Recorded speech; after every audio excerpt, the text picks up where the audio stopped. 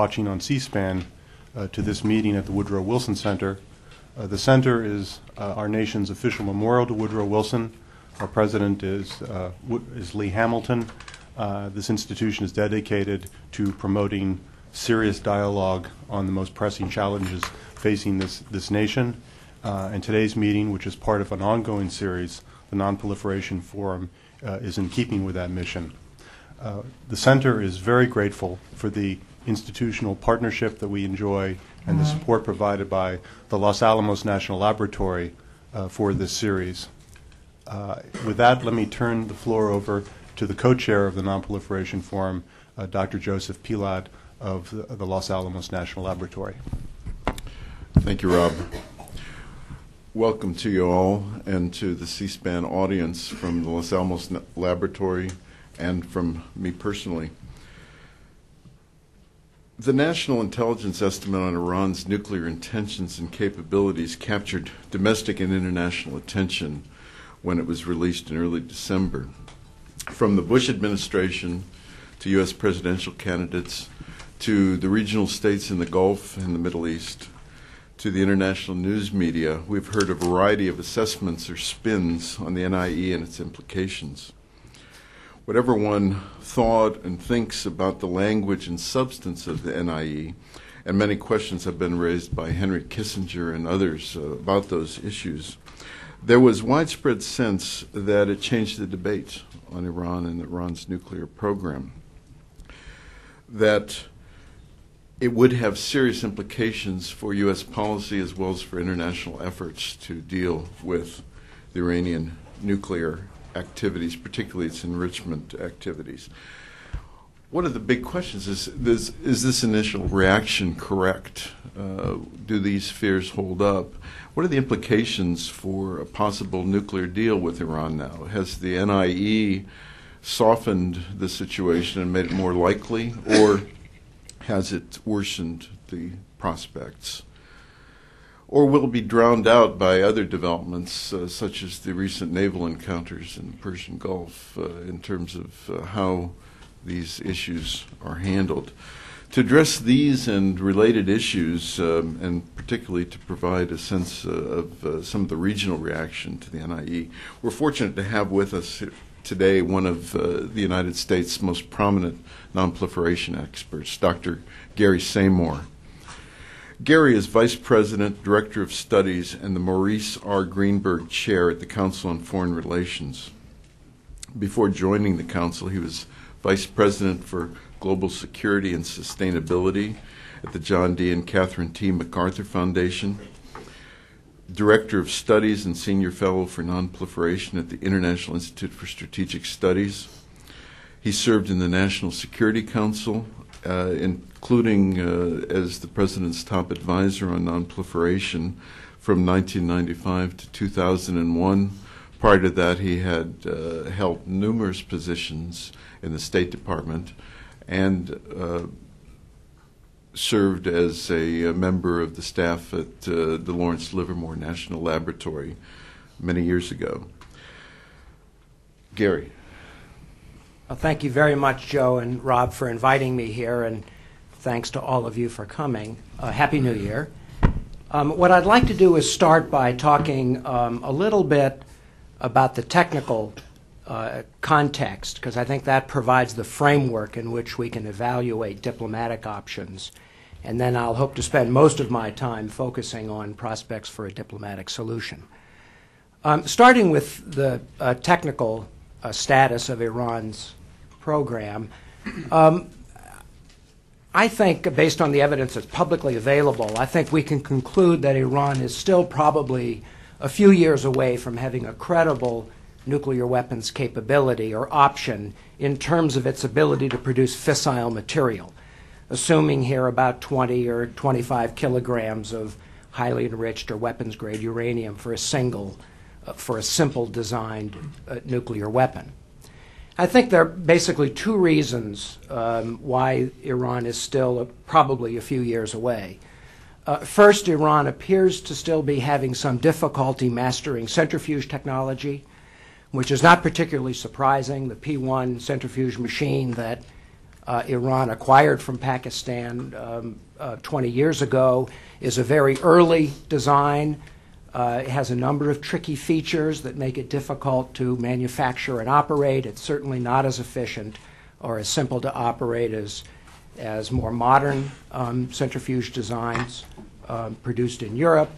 And it's, if you look at the experience of Pakistan, for example, it took the Pakistanis some time in order to be able to operate the machine at its design efficiency. Centrifuge machines of this type are designed to operate at very high speeds, 800 or 900 miles an hour, and if there are any flaws in the manufacture of components or the assembly of the machine or the operation of the cascades, then the machines can crash, can break down. And based on the IAEA reporting about the performance of Iran's pilot-scale centrifuge plant, they're clearly operating well below their design capacity in terms of production of low-enriched uranium. So it's likely to take some time for them to diagnose and work out those problems. I think it's very difficult to estimate how long it will take, but I'm comfortable with the NIE's judgment that sometime between 2010 and 2015, Iran will be able to manufacture enough weapons-grade uranium for a single device. I think that's a reasonable time frame, given the uncertainties. And of course, as the IAEA reports, we'll have a better idea how quickly Iran is beginning to overcome these technical problems and is operating the machines at its design capacity. But even if Iran masters centrifuge technology, the ability to produce enough weapons-grade uranium for a single weapon is not a very credible capability. For example, the 3,000 machine pilot-scale facility would take a full year of operation, starting with natural uranium feed, to produce 20 to 25 kilograms, or even a few months of operation if you start with low-enriched uranium to produce enough weapons-grade uranium for a single bomb. And from Iran's standpoint, that would leave them exposed and vulnerable during that period, because the IAEA is likely to detect the shift from production of low-enriched to high-enriched uranium, and during that period, Iran would have to be worried about the possibility of a military attack or other international action that would destroy the facility before they could accomplish the objective of producing enough for a single bomb. I think it's much more likely that Iran would be patient and cautious, and they would wait until they had built a much larger scale enrichment plant before they make the political decision whether or not to break out, whether to use that facility for the production of weapons-grade uranium. For example, if they finish an industrial scale facility of 50,000 centrifuge machines, then they could produce enough for a single bomb within a few weeks if they start with natural uranium, or even a few days if they start with low-enriched uranium. And from Iran's standpoint, that's a much safer way to proceed if they decide to use a safeguarded facility in order to produce highly enriched uranium for a weapons program. In addition, the larger their overt facility, the larger their declared facility, I think the easier it is to camouflage a smaller covert facility within that infrastructure, because you're producing large amounts of material and components. You have a much greater number of personnel involved.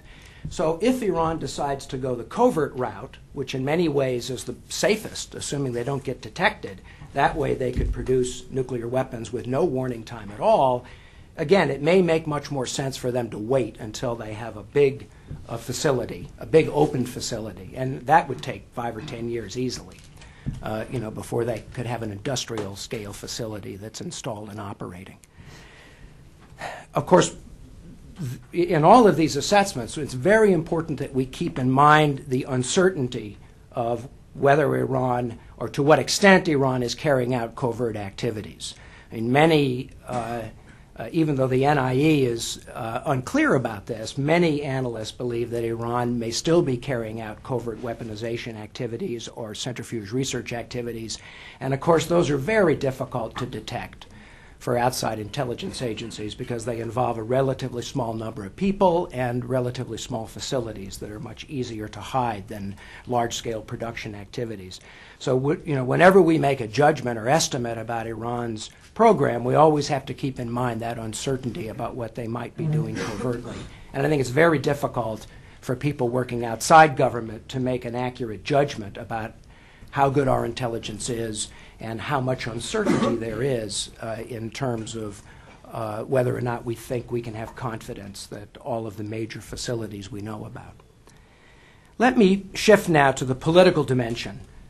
To me, the best way to conceive of the Iranian nuclear issue is not as a struggle between good and evil or an issue of international equality or misunderstanding. I think it's much more helpful to think of it as a clash of national interest that will be settled by power politics. Iran, for perfectly understandable reasons, believes that it's desirable to acquire a nuclear weapons capability to serve its foreign policy and national security interests. And this is a deeply embedded objective going back at least 20 years under the Islamic Republic, and arguably it was also a tendency that the Shah showed as well in terms of Iran's conception of itself in the region and the world. On the other hand, we and the Western powers, and to some extent, well, most powers, have a perfectly understandable national interest in trying to prevent them from acquiring a nuclear weapons capability. And in the international arena, when you have a clash of national interests, it's usually resolved on the basis of the balance of power. The stronger side wins. So I think the best way to examine our prospects for a diplomatic solution is to look at the balance of power and how that shifted over time. The current strategy that's pursued by the Western powers, and here I mean principally the U.S., France, the UK, and Germany, is to try to increase international political and economic pressure on Iran to accept a suspension of its enrichment program as a condition for international negotiations to resolve the nuclear issue. And these international negotiations would involve the permanent members of the Security Council plus Germany. And I think this strategy has been very successful in the sense that it's been endorsed by 2 UN Security Council resolutions. So you've got, on paper at least, a strong international consensus that demands that Iran suspend its enrichment program in exchange for beginning international negotiations. And clearly the UN would be prepared to suspend the sanctions that have been imposed at the same time that Iran suspends its enrichment program. So both sides could come to the table, as it were, having set aside the pressure that they're applying against each other. More recently, Secretary Rice has gone even further and said she'd be willing to meet bilaterally with her Iranian counterpart anytime, anywhere, as long as Iran suspends its enrichment program. Now, I think this is a very sensible strategy. I mean, it would be very disadvantageous to begin negotiations with Iran over the nuclear issue if they were continuing to work on their enrichment program, because that would give the Iranians every incentive in the world to simply delay the talks while they continue to expand their capacity. I think we learned that lesson during the Bush administration's negotiations with North Korea, where we put ourselves at a tremendous disadvantage after the collapse of the agreed framework. We were negotiating with the North Koreans while they were producing plutonium. And that's a very awkward position to be in if you're the negotiator, and certainly not desirable. And the fact that the strategy has won international support, embodied by 2 UN Security Council resolutions, is also, I think, a good demonstration of a multilateral effort. It's the right kind of approach that you should take in these sorts of circumstances. Unfortunately, the policy's failed for the last 2 years, and I think it's very unlikely during the rest of the Bush administration that this current strategy is going to be successful. And I think there are 3 reasons for that. First is Iraq. In the immediate aftermath of the U.S. invasion of Iraq, clearly the Iranians were very nervous about the possibility that they would be next on the list, and they were willing, I think, in large measure because of that, they were willing to suspend key elements of their enrichment program for almost 2 years while they negotiated with the EU3, with France, UK, and Germany. Unfortunately, the Iranians, I think, have now concluded that the situation in Iraq works to their advantage.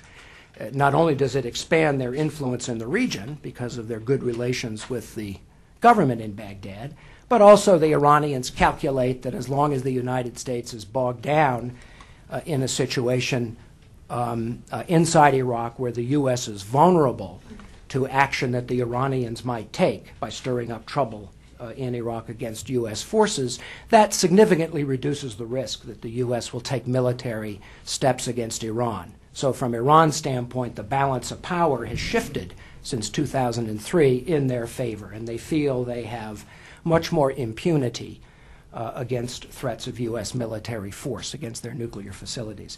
Second big factor is the oil market. As long as oil is hovering around $100 a barrel, it gives the Iranians tremendous cushion against whatever economic punishment the UN Security Council or the Western powers are capable of dishing out in terms of financial sanctions and so forth. It just gives the Iranians much more ability to absorb the economic sanctions that have been put in place, and it makes it easier for the government to maintain, domestic support against these kinds of international efforts. And the third big factor is that I think there are some pretty significant divisions within the international coalition. And let me focus here on the P5 because that's the most important. I think both Russia and China really have a fundamentally different view toward Iran's nuclear program than the Western powers, than the U.S., France, and the UK. Clearly, Russia and China don't want Iran to have a nuclear weapons capability, much less nuclear weapons, for perfectly understandable reasons. But I don't think they quite share the general Western view that the consequences of Iran acquiring this capability would be catastrophic to the international regime and to Middle East stability. I've often had discussions with senior Russian officials where they'll say that, we don't like it, but we live with Pakistan having nuclear weapons, and that's certainly, certainly Iran could be no worse in terms of its, irresponsible export activities as Pakistan. So, it's something we can manage. It's something we can live with. For example, you often hear the argument from Russians that Iran might be content with maintaining a safeguarded enrichment capability, in other words, a latent nuclear weapons capability, without actually exercising its option to build nuclear weapons. And the Russian position is that once confidence has been restored in Iran's nuclear program, once the IAEA has completed its investigations and is satisfied, then Iran has a right, like any NPT party, to build a safeguarded enrichment plant. Of course, the view of the Western powers is that even if that we really can't restore confidence, in Iran's program, even if the IAEA completed its investigations, we still don't want Iran to have a breakout capability because we don't trust them. We think that at some point they would take advantage of that capability and build nuclear weapons. So there's a really fundamental disagreement, I think, between Russia and China on one hand and the Western powers on the other, and that translates into serious opposition to support for significant economic sanctions through the UN.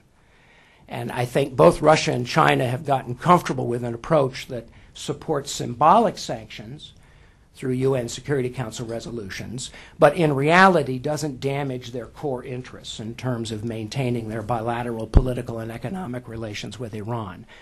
So, for example, I think we probably will see a third UN Security Council resolution sometime in the next month or two, but it's likely to be pretty empty in terms of adding significantly to the existing sanctions. And in the meantime, we see Moscow and Beijing pursuing their own interests with Iran, whether it's sending fuel for the Bushehr nuclear power reactor, or selling additional weapon systems from Russia, or signing new contracts for oil and gas. And I think that kind of division really weakens our ability to bring full weight of the UN Security Council against Iran, and again makes it easier for them to calculate that they can proceed with a relatively low risk of a serious political or economic damage. Now, the NIE, I think, has made this problem worse. It's taken the interpretation of the NIE is that it's taken the military option off the table. So to the extent that there was any lingering concerns in Iran about that possibility from the U.S. at least, I think that has receded. The nuclear issue hasn't been removed. We'll eventually have to face it again if Iran continues. But at least for now, it does not appear to be on the table, and I think that gives the Iranians even more confidence they can proceed. And I think it makes it easier for the Russians and Chinese to argue against heavy sanctions, because they can say that the situation is not urgent. We still have a couple of years before Iran really reaches the capability of having any kind of a serious nuclear weapons option, so we can afford to be very incremental. We can afford to do this in a series of very gradual steps. And I think, unfortunately, these kinds of very incremental steps are quite unlikely to persuade Iran's leaders over the next year that they need to suspend their enrichment program as a condition for beginning either bilateral talks with the U.S. or multilateral talks with the P5 plus Germany. In fact, I think the Iranians have every incentive to wait, because there's a growing argument here in the United States that the U.S. should offer to speak to Iran across the board at a high level on a full range of issues without any condition of suspension. All of the leading Democratic candidates have made this argument, as have a number of Republicans, such as Senator Chuck Hagel. So from Iran's standpoint, there's a good reason to wait and deal with the next administration, knowing that the next administration is likely to drop suspension as a condition for talks. And in fact, I think if the current strategy fails, I think it is quite likely that the next administration, whoever is elected, is likely to at least try to engage with Iran directly without demanding suspension as a condition, either bilaterally or in the context of a multilateral group. So what I've been trying to think about is how to make such an approach successful. And I think we have to start by being very skeptical. I think we have to start by recognizing that such an approach is fraught with very difficult challenges and problems. And let me just mention three that have to be overcome. First, no matter how you package it, as a fresh initiative, as an overture to the Iranian people, it's going to be read in Tehran as a significant concession. Iran defied the will of the Security Council, and the U.S. capitulated and accepted the Iranian position of talking without conditions. And that will make it much more difficult to convince the Iranians to make concessions in the actual negotiations. It will be seen as rewarding the hardline confrontational stance that President Ahmadinejad has taken, and it will undercut those in Iran who have been arguing that the Ahmadinejad position is dangerous and that Iran should be taking a much more cautious position. So we have to recognize that a price we would pay for such an approach is that it weakens our initial bargaining position. A second inherent difficulty is in terms of managing our allies. And a number of our allies who've worked with us on this issue are going to be very upset when we change our policy. As I mentioned, the French and the British have been working extremely closely with us. They're very strong supporters of suspension as a condition for the negotiations, and we're going to have to manage their feeling that the U.S. is weakening its position and is entering into talks with Iran, in a way that would create a real disadvantage.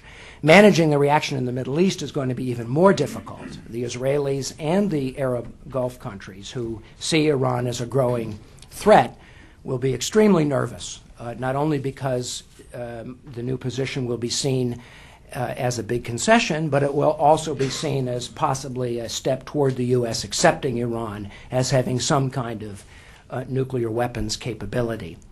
I happened to be in the Persian Gulf when the NIE came out, and I was really struck with how alarmed the Arab experts and Arab officials were.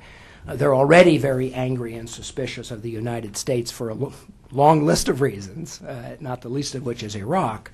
But the common understanding in the Gulf is that this is part of some grand plan by the United States to make an accommodation with Iran, in which the U.S. would accept Iran or acquiesce in Iran having some kind of nuclear weapons capability. In exchange, Iran would help the United States extract itself from Iraq. And their big concern is that the U.S. would allow Iran to have some role in Persian Gulf security.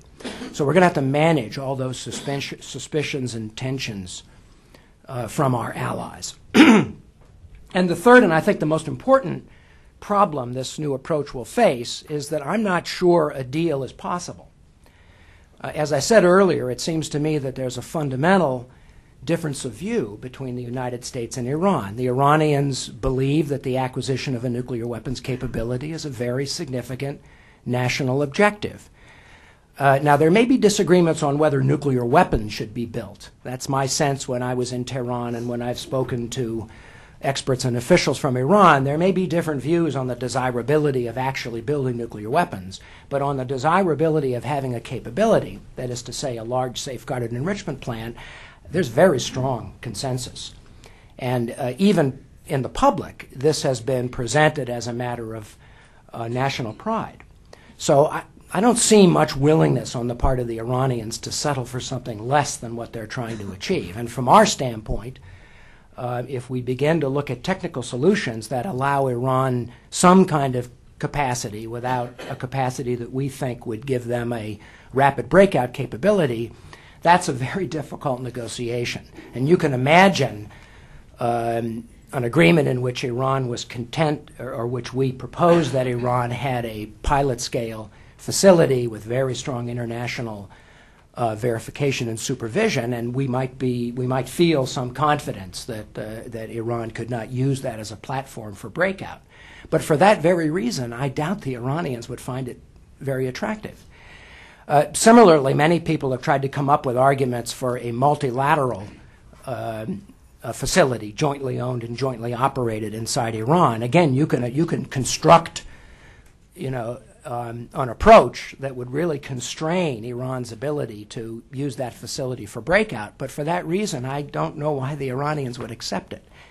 And if we go down that road of trying to come up with some technical half measure that satisfies us but denies them, that's a very tricky negotiation. And again, I think in order to make that kind of negotiation successful, we will have to not only offer some very attractive carrots, but we'll also have to be able to threaten some very significant actions if Iran doesn't accept it. Let me conclude by talking about those two issues. On the carrot side, there's no doubt that there are some people in Iran who would see the kind of incentives the U.S. could put on the table, normalization of relations, security assurances, lifting economic sanctions. There are definitely some people in Iran who would find that attractive, maybe attractive enough to accept limits or delays on their nuclear program. But I think there's a very significant part of Iran's power establishment who would find those kinds of carrots to be very unattractive. They would be poison carrots because they've built their political situation on hostility with the United States. And for them, better relations with the U.S. not only represents a kind of cultural clash that they would find to be a threat to their values, but it also weakens their domestic political position. And I think the best explanation for the recent incident in the Persian Gulf is that the forces that support Ahmadinejad became nervous after the NIE appeared to remove the threat of a military confrontation and focused attention on Iran's domestic situation, and they wanted to do something in order to provoke, if not an actual attack, then at least a confrontation with the United States, so they could argue that there's still a need for strong measures to contain domestic dissidents and to maintain a strong security posture vis-a-vis the United States.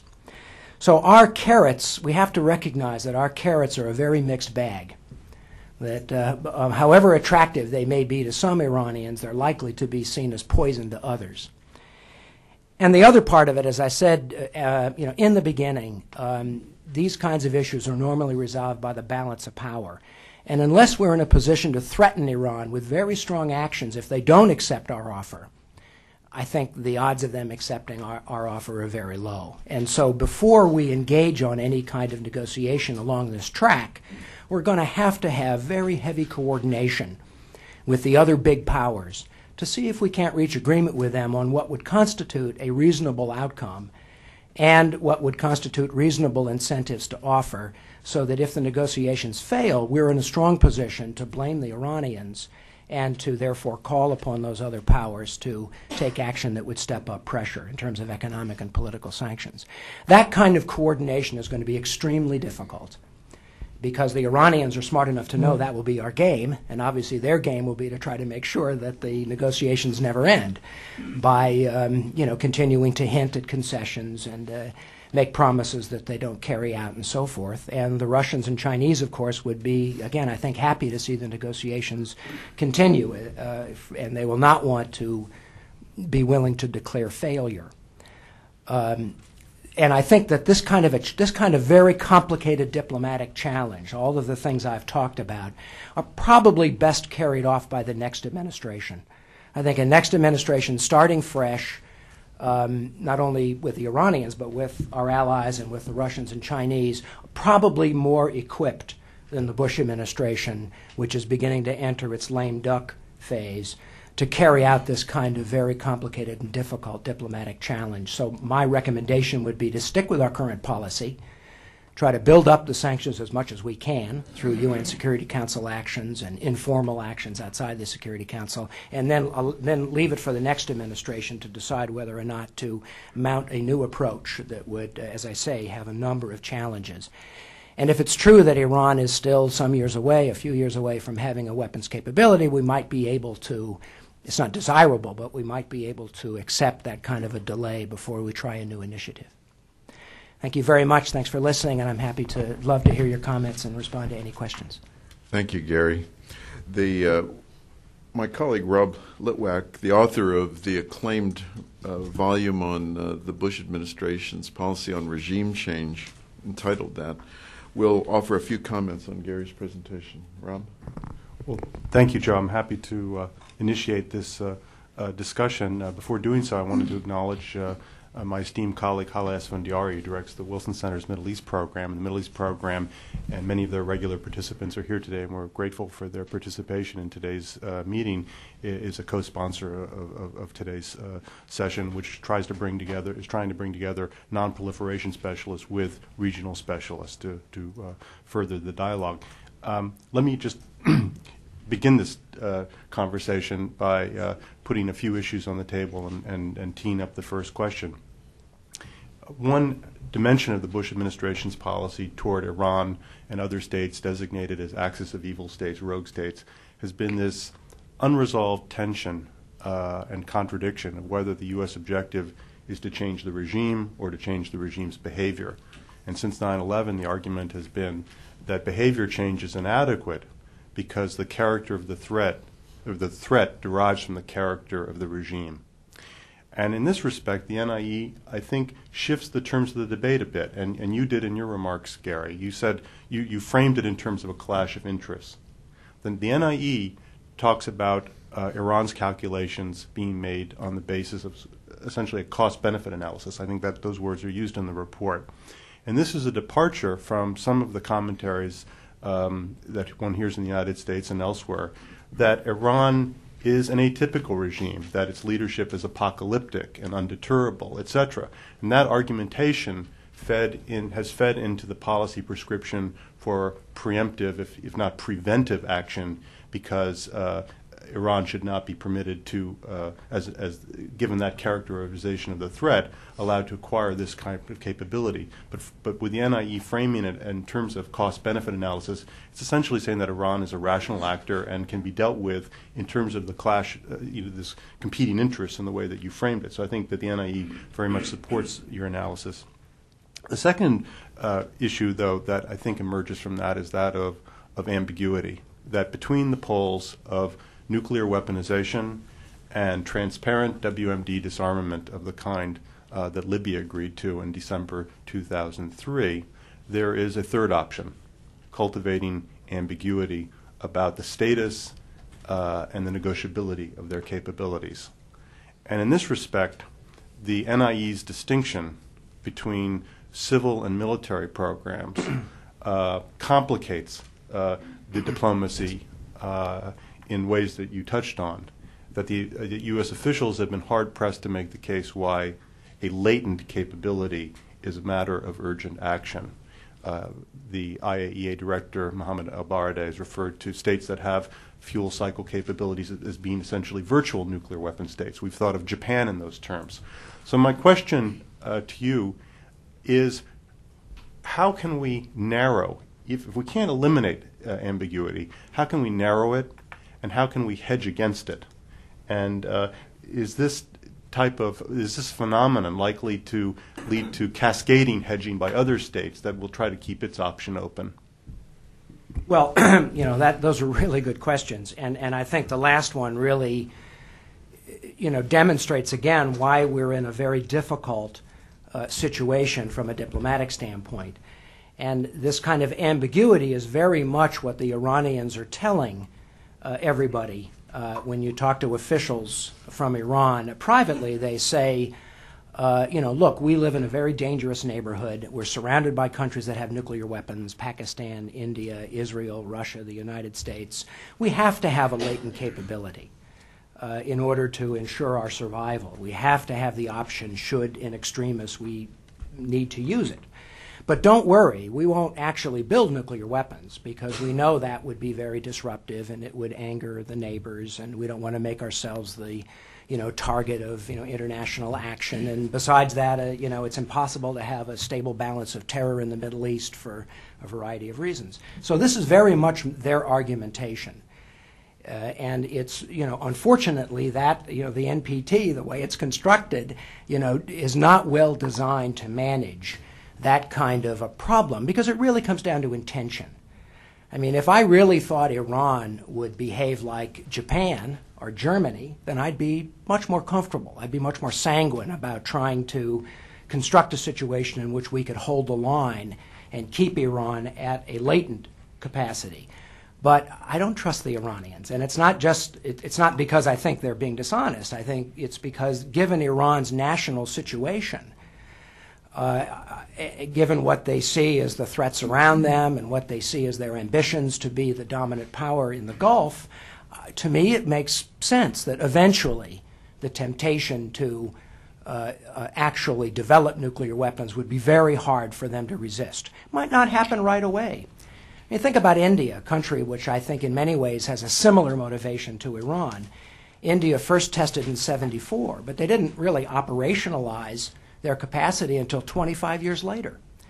Now, I'm not saying Iran would wait 25 years, but I'm just saying I think Iran is in a very different category of countries than those that are motivated by a sense of existential threat, like Pakistan, which felt compelled to build nuclear weapons as quickly as it could, or Israel, which had the same kind of existential threat at the time that it was first developing its nuclear capacity. So I think a lot of this diplomatic challenge, which Rob has talked about, really comes down to persuading people that Iran's intentions are not very, that it's very difficult for us to have confidence in Iran's intentions, which after all can change. Whatever the sincerity of the current argument is, that can change. In terms of how other countries would pursue this same kind of an approach, I think in the two parts of the world where we have to worry about cascade is East Asia, where North Korea's program could stimulate either Japan or South Korea or even Taiwan to develop nuclear weapons, and then in the Middle East, where if Iran acquires nuclear weapons, you could see other countries in the region like Saudi Arabia or Pakistan, or Saudi Arabia or Egypt or Turkey feel compelled to pursue the same approach. I think it would be difficult for another Middle East country to try to emulate Iran's example, because I think, again, there'd be a question of confidence. I think it would be difficult for those countries to make a compelling case to a nuclear supplier that of course will help you build a safeguarded enrichment or reprocessing plant because you need that for your nuclear power program. I don't think that's likely to be a very convincing argument. I think it's much more likely those countries would try to pursue some kind of covert approach, just as Iran did, just as Libya tried to do, just as North Korea has done. So I think that kind of a clandestine approach in the Middle East is much more plausible. East Asia, I think, is exactly the opposite. I think in East Asia you have countries with very advanced civil nuclear programs that have very strong arguments on nuclear energy grounds to develop safeguarded fuel cycle capabilities. Japan, of course, already has extensive such facilities. But in the next decade or so, I could easily see South Korea and Taiwan making the case that they need to develop safeguarded enrichment and reprocessing facilities to support their nuclear power programs. And that, again, will, I think, pose a tremendous challenge for us in terms of persuading them not to develop sensitive capabilities, especially in the context of North Korea having nuclear weapons. We'll open it up for broader questioning. Please identify yourself and your organization. Yes, in the back. Yes. Wait for the microphone, please. Pardon? Wait for the microphone. Nick Berry, Foreign Policy Forum.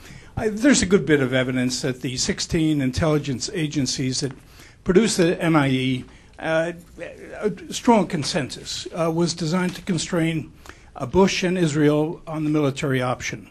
There's, as you pointed out, Bush is probably constrained very much. Israel is not. We've been in meetings, some of us here, where Israeli spokesmen talk about encouraging us to use the military option. If we don't stop the reprocessing, there's a good chance that they will try and do it themselves, and that they will come to the United States and state that. Any Israeli attack, of course, will be looked upon as a U.S.-Israeli attack. What does the United States do in that situation?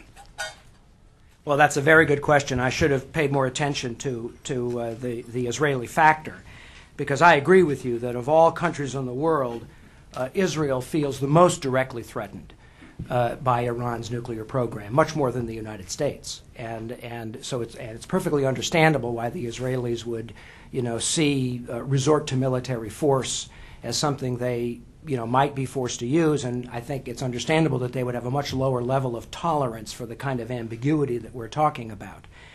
Now, in my discussions with Israeli officials, I've really noticed they seem to, or at least they say, they have much more confidence that they're technically capable of carrying out a raid that would actually have a significant impact in terms of destroying some of the key facilities and setting back Iran's program some period of time.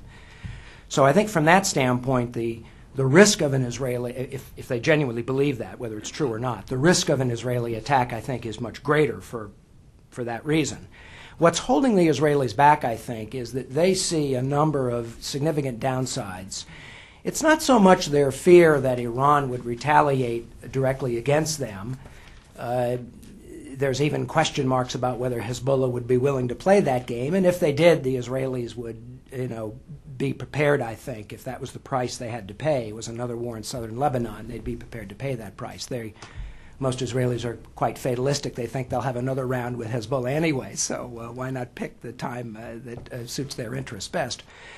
And most Israelis are not worried about Iran doing something suicidal, like shooting missiles with chemical warheads at Tel Aviv. I mean, that would be very uncharacteristic for Iran to do something that would be that provocative and would invite an escalation.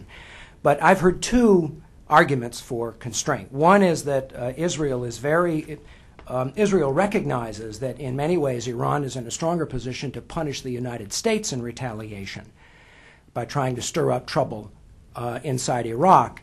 And the Israelis I've spoken to have said that they're very uncomfortable about taking actions that would lead to further deaths of American soldiers. And secondly, several Israelis have said to me that they still believe that one day the old strategic alliance between Israelis and Persians against the common enemy, the Arabs, can be resurrected. And there's a concern that if they take that kind of action, it will create so much popular enmity that option will be foreclosed for the foreseeable future. And finally, I think the Israelis, I think they may still, given those downsides, I think they would very much prefer that a diplomatic option succeed. And when you talk to Israelis, they still seem to have some confidence that the right package of sanctions, if you could get agreement on the right package of sanctions, it might still be enough to shift the balance of power inside Iran and lead to Iran accepting a suspension of its enrichment program as a condition for negotiations. And we'll have some test of that, I think, in the March vote inside Iran on the parliament. Will be at least some opportunity to test the strength of the various contending factions. So I think the Israelis hope they can avoid being faced with that choice of what should they do if they feel that diplomacy's failed. I think the U.S. is in very much the same position. I mean, the downsides of military force, whether we do it or the Israelis do it, are so significant that I think it's extraordinarily important for us to try all other options first before we decide whether or not to run those risks. And as I've suggested, I think we do have some time to play for diplomatic options, it's important, I think, to take full advantage of those before we start thinking about what we'll do if those fail. Greg. Thanks. Greg Giles with Hicks & Associates. Gary, as we think about how to try and break the diplomatic stalemate with Iran over the nuclear program, question for you, and actually for the other panelists as well. How important is it that Iran publicly acknowledge that it did have a nuclear weapons program at some point? And how important is that admission, say, in relation to getting them to ratify the additional protocol? How would you look at sequencing and things like that? Well, let me answer first. I mean, I tend to focus on fissile material production as the most significant measure of nuclear weapons capacity. So if I could actually get real, meaningful limits or delays on their enrichment program, and I had some confidence through intelligence means that they weren't, actively pursuing weaponization, I would take that as a pretty good deal. Somebody else want to? No. Yes, over here.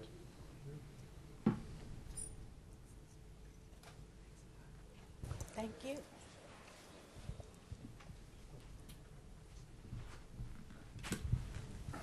Thank you. Nicolas Roche. I'm with the French Embassy in Washington.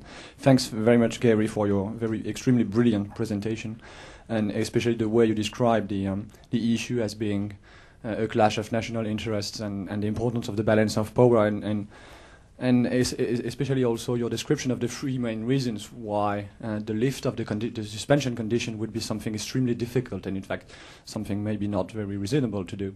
I've a question for you.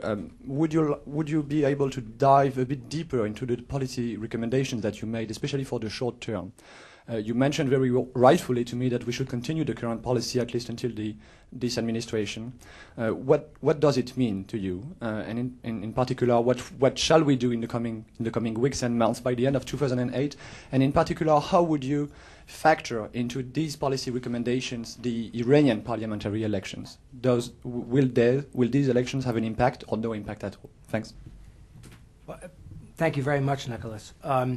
I should mention France, has been one of the really closest allies the U.S. has had on this issue, and I think, to the extent that we've gotten support from Europe as a whole, it's in large measure because the French as well as the British have really been working together to try to get a consensus, within the EU on how to confront Iran. If I was going to design the strategy for the rest of this year, I mean, it seems to me the best timing for the Third Security Council resolution is right before the March elections. Again, I don't think the resolution is likely to contain very much, but in terms of its political shock value, it will be, I think, have some effect. I think the Iranians may at this point believe that there won't even be any resolution at all. So if you could get something before their elections, it might have an impact in terms of weakening Ahmadinejad and strengthening what I understand, and other people know more than I do, what I understand the sort of efforts to try to form a coalition between the so-called pragmatic conservatives, i.e. Rafsanjani, and the reformers. And then I assume the next resolution, the third resolution, will have the usual 60-day deadline or something like that, which of course Iran will ignore again. And maybe you'll get one more Security Council resolution out of, in the course of this year. I've always thought that, maybe I'm wrong about this, but I always thought that a weapons embargo, or at least an embargo on some significant weapons systems, would be a very important element in UN Security Council action. And of course that's mainly an issue with Russia, since Russia is the primary supplier. And my understanding is that the Chinese would be willing to go along with a weapons embargo, but they have deferred to Russian views. So to me that's sort of an area where you might possibly be able to make some progress. It obviously will depend very much on the broader context of Russian relations with the Western powers. And unfortunately, with the potential confrontation with Kosovo coming up, our overall relations may not be in wonderful shape to deal with that kind of an issue. But to me, that's a sort of sanction that would be a good kind of sanction to try to achieve in the fourth resolution. The other one I think I'd like to see is some kind of limits on export credits, because that's the kind of thing where we can work with our European allies and the Japanese to convince individual banks and governments to limit. But unless you have a UN Security Council resolution that imposes that sanction on everybody, it's really not very effective, because the Iranians, especially given their financial power, they're able to work around these kind of sanctions, and what punishes European companies simply benefits companies in Russia and India and China and other countries that are not prepared to take those measures. So to me that would be sort of the game plan. If we could achieve that in this year, I think that would hand the next administration a relatively good position. The one other thing I would say is that progress in Iraq directly translates into leverage over Iran.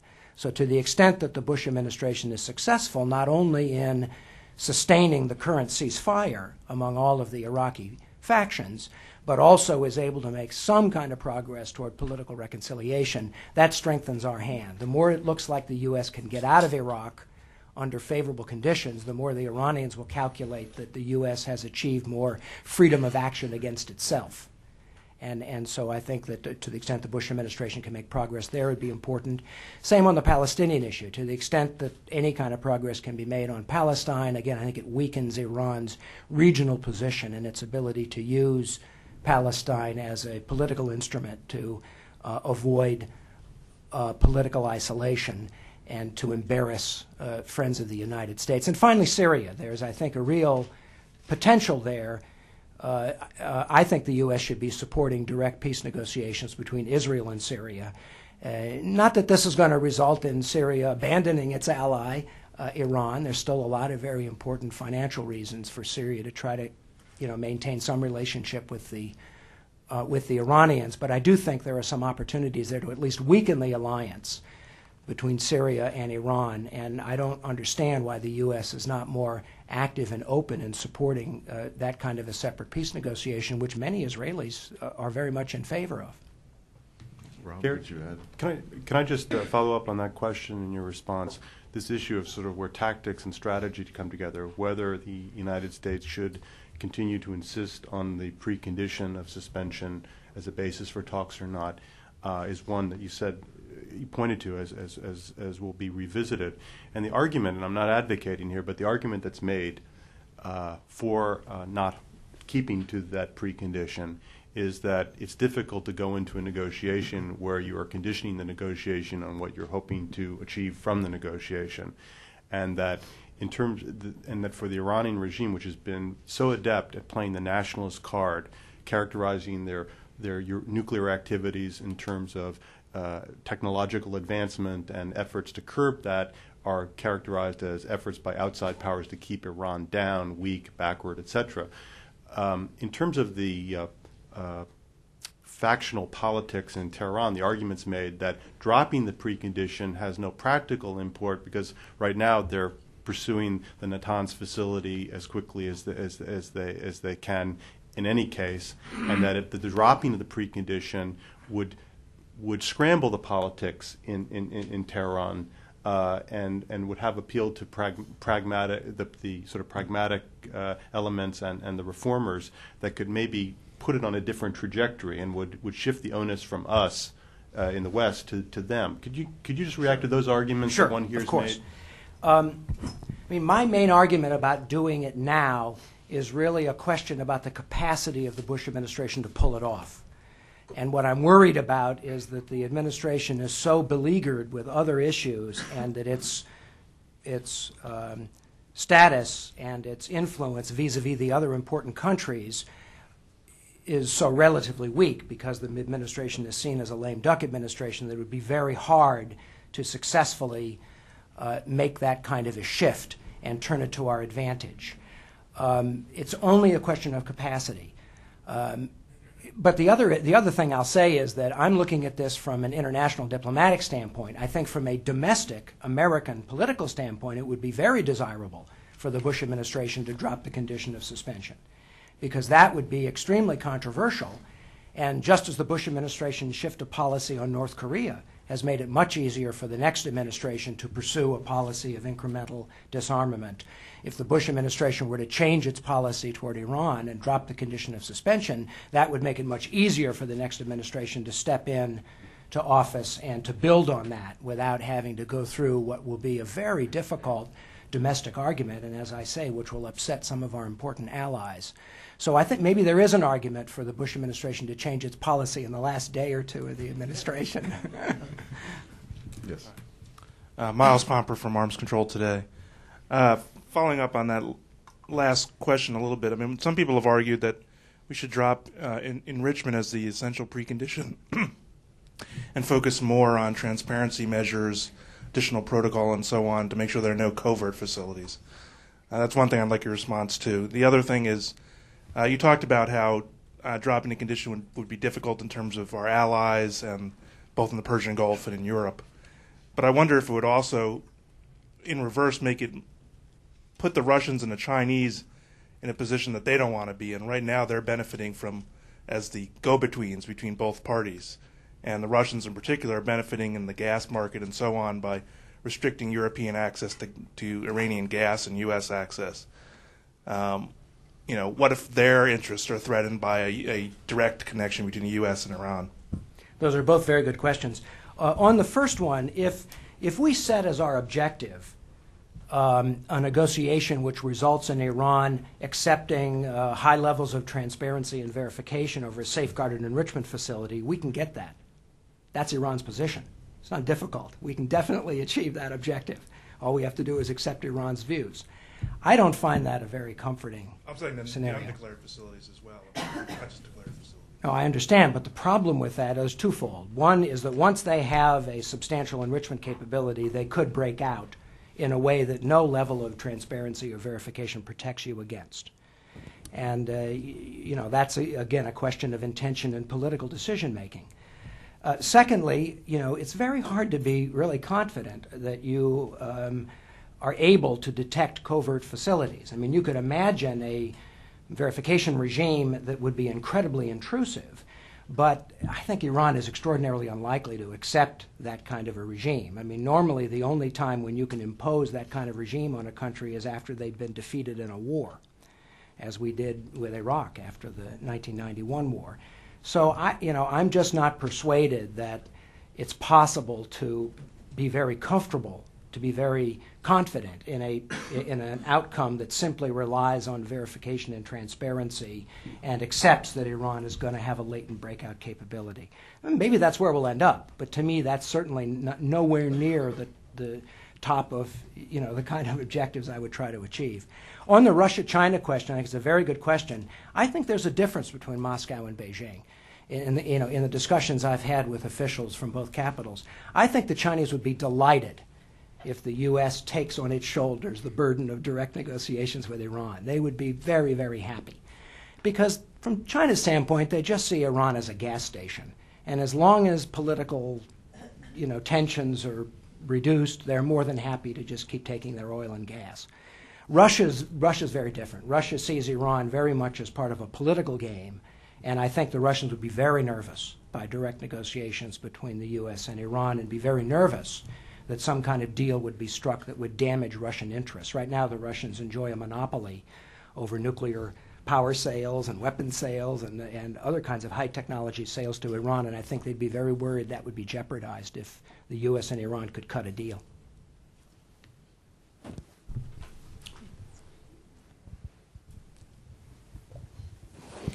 Thank you.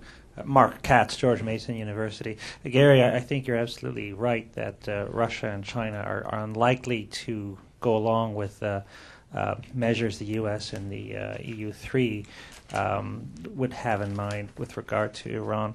But I'm wondering, in your view, is there some red line that Iran could cross, short of actually acquiring nuclear weapons, that would encourage Russia and China to in fact join with the U.S. and the EU on stronger measures, or in fact are they actually concerned? In other words, could they live with a nuclear Iran? Is their main aim to prevent America from taking action against Iran? And if Iran acquires nuclear weapons, then their argument is, well, now that it has nuclear weapons, you can't do anything about it. What is their aim in this regard? Thank you.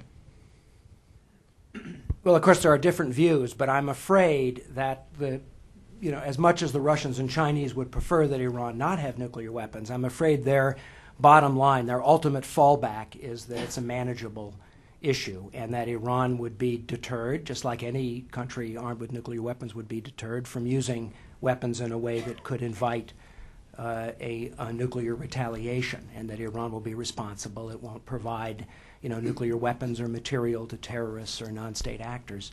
If I could, just let me comment on that issue. Because as you can tell from my presentation, I don't see Iran as a bunch of religious fanatics who are looking to hasten the return of the Mahdi by starting a nuclear Armageddon. That doesn't appear to me to be the way the Iranians behave. But at the same time, that doesn't make me sanguine about Iran having nuclear weapons. Because it seems to me you can get a nuclear exchange not out of irrational religious impulse, but out of miscalculation and misperception. And certainly the Cuban Missile Crisis is a good example of the kind of thing where a risk of nuclear use can emerge out of an escalation of a smaller conflict. And that's something the Israelis are quite nervous about, because they see both Israel and Iran, having interests in Lebanon that clash, and you could sort of imagine a future war in southern Lebanon where Iran extended its nuclear umbrella to Hezbollah, and in order to support that, they began to mobilize their nuclear forces, and the Israelis felt they really had to preempt before those forces were fully ready. You could sort of imagine a scenario where nuclear war would emerge, not out of any deliberate impulse, but out of that kind of miscalculation. And on the sort of transfer to terrorists, well, I agree. I don't think Iran will deliberately transfer nuclear weapons or nuclear material to terrorists. I think they recognize the risk that would be entailed in doing that. But, there's still the, danger of leakage. And I can't quantify how big that danger is, because I don't know what kind of command and control and material security measures Iran will put in place. It's probably a pretty small probability. The risk is probably pretty small, but if they don't have nuclear weapons, the risk is zero. If they have nuclear weapons, there's some non-zero risk, which I can't quite calculate, that nuclear weapons might somehow leak. And, that would be a big threat to everybody, including ourselves. Yes, we have time for a few questions. Yes. Hello, I'm Camille Caesar from the Commerce Department, and thanks for the talk. My question is about the political economy of oil in Iran, and naturally the oil revenues make it a lot easier for the government to withstand the sanctions, but I was hoping that perhaps someone could offer a bit more background on the dynamic here. I don't need an economic professor's specifics, but at what price are the revenues sufficient that you can see some diversification in the economy led by the government? And also, what's the portfolio of government spending now? What are these? What percentage of revenues does this oil money really represent, and what's it going for that's in fact probably contributing to some greater level of tranquility domestically than there otherwise would be. Thanks so much. Well, thank you, Camille. You asked a question that's a little outside my lane, but I'll just try to give you a somewhat impressionistic answer. One of my friends who studies the Iranian economy said that Ahmadinejad's economic policies have caused far more damage than any of the international sanctions. I mean, in terms of, especially in terms of handing out money in a way that has increased inflation, and the housing prices in Tehran have gone right through the roof. So, certainly his, and the big criticism of Ahmadinejad is that he hasn't carried out his, promises of bringing about greater equity and greater benefits for the poorer people. And I think one of the arguments for why he may very well be unseated in the presidential elections in 2009 is because his economic performance has been so poor. But I'm not really qualified to tell you exactly where that breaking point is. I don't know whether others want to talk about the domestic economy in Iran, but I'm sorry, I just can't answer that. Yes. I think this will be our final question, please. Daniel Robinson, National Iranian American Council. Gary, what do you think about Arab diplomatic overtures to Iran in the last number of months, especially in the case of Ali Larijani, who was the Supreme Leader's representative on the National Security Council visiting Egypt, as well as what do you think of the view that these countries are pre-positioning themselves to engage with Iran in light of the failure of this isolation policy? That's a very good question, and you're right. We've seen some very significant developments in the last month, where Ahmadinejad for the first time has been invited to attend the Gulf Cooperation Council meeting, and then right after that, King Abdullah of Saudi Arabia invited him to come to Mecca for the Hajj. I think that the behavior we see in the Arab Gulf states is very characteristic of rich, weak countries. On one hand, they will try to accommodate a threat. In this case, I think they believe Iran is a growing influence, and they want to try to, establish better diplomatic relations in order to blunt that danger. On the other hand, they will retain as privately as possible their ultimate security guarantee, which is their relationship with the United States, and in particular the U.S. military presence in the Persian Gulf, including the basing that the U.S. has, throughout the region. So I think we can't really depend very much on the Arab Gulf states to join us in any actions that would confront Iran. They're just not strong countries. They're really not in a position to take that kind of risk. But what we do need from them is that they continue to allow the U.S. to retain a military presence that puts the U.S. in a position to control the sea lanes and, ultimately to deter any kind of action that would jeopardize the flow of oil. And I don't actually think that's at risk. When I was out in the region last month, I didn't hear, U.S. please go home. What I heard was U.S. please don't sell us out. So I, think that the Arab Gulf states will do their part, but it's not going to be much in terms of threatening Iran. In terms of pressuring Iran. That's really the big powers. That it really has to be the P5 and the other big economic powers. That's the only way to deal with the nuclear threat, is if you have a coalition of the big countries. Thank you, Gary. Rob, would you like to make a? I just wanted to, on behalf of Hala Esfandiari, Director of the Middle East Program at the Wilson Center, and myself and the Los Alamos National Laboratory, I'd like to thank you all for participating in today's meeting at the Woodrow Wilson Center. We've been treated to an excellent presentation by one of the top experts in this country, Gary Samore. This issue could not be more topical. Please join me in thanking him for his excellent presentation.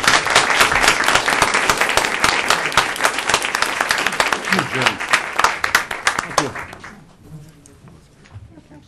Thanks for asking. Okay.